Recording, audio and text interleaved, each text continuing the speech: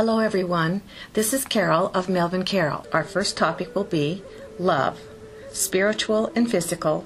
Why is it at the top of the Zeb and Zarna list? Good evening, Princess. Good evening, Zeb.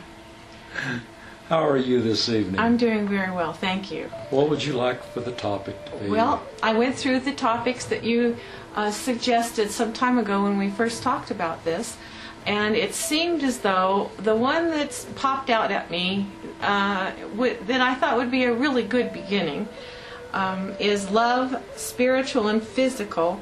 Why is this at the top of the Zeb and Zarna list? Could you speak on this, please? Certainly. Love is at the top of the list. We don't necessarily distinguish between spiritual and physical. Love is an energy.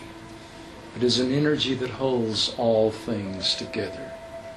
It is an energy that is balanced if it is to work properly. When you speak of spiritual, oftentimes you speak of the inner you, the God-centered you, whatever you wish to call it, the Christ consciousness, the inner you. That is where we dwell, within you. And you speak of the physical as the outer expression. A lot of people will often think of physical love as only that which occurs between a man and a woman, or between a woman and a woman. We don't make gender differences. Or between a man and a man. But that's not complete. Love is a feeling that you have from within, that comes from your God Center, comes from your spiritual self, an appreciation for the things that occur, that are around you in your environment. Be it a sunset, or be it a moonlight ocean. Your appreciation of these things is love. Art, dance, music, all of these things. Appreciating the field of wildflowers that appear in the spring, or a nest of robins, or the flight of an eagle in the midair. These things are the natural wonders, the natural beauty, and it leaves you feeling lifted by the experience. Does not the feeling of being in love with another individual also give you a lifting feeling? Of course. It's only when that is in imbalance, or is in imbalance, where one perhaps loves more deeply than the other, or where one loves with an expectation of the other, a possessiveness of the other.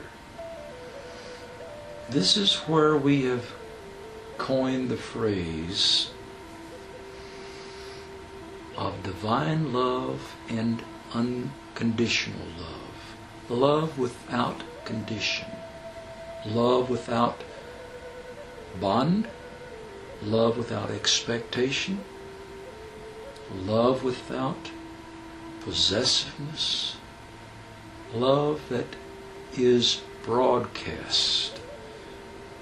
If you wish to find other examples of that kind of love that's often called divine love, think of the sun on that field of flowers that we spoke of earlier. It settles over all the flowers of that field.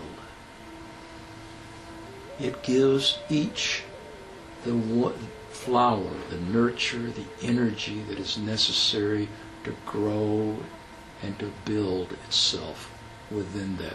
Of course, it takes other elements. It takes where they're grounded, where their foundation comes from. But that love energy, that radiant of the sun, is spread equally to all.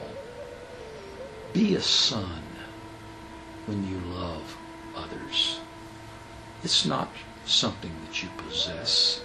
is something that you give equally to all, freely to all, in whatever method, manner in which you choose. That is divine love. That is divine sexuality. It is the energy that forms the cohesiveness of all things physical, not only between man and woman, but between the inner and the outer you. It is the thing that holds the cohesiveness of a people together, a nation. When there is an imbalance of one versus the other, masculine versus feminine aspects in a culture, in an individual, then you have problems and difficulties. As with all things, not only just humans, you have masculine and feminine aspects. You find this in your plant kingdom. You find it within the animal kingdom. You find it within the humans. Masculine and feminine. Too often you make a mistake in your world of thinking, I'm all man, or I'm all woman. No, you're not. You have the seed of your twin soul within you, who is of the opposite gender. It is by that seed you shall know her or him. It is by that seed that you achieve balance from within, that you will eventually be drawn together by the powers, the force of the universe. The power of the universe of like attracts like, the law of relativity. It goes not only for your planet, but for the balance and energy between all of your planets, how they form the different constellations, the different forms of your solar system, the different galaxies. This is the energy and the balance.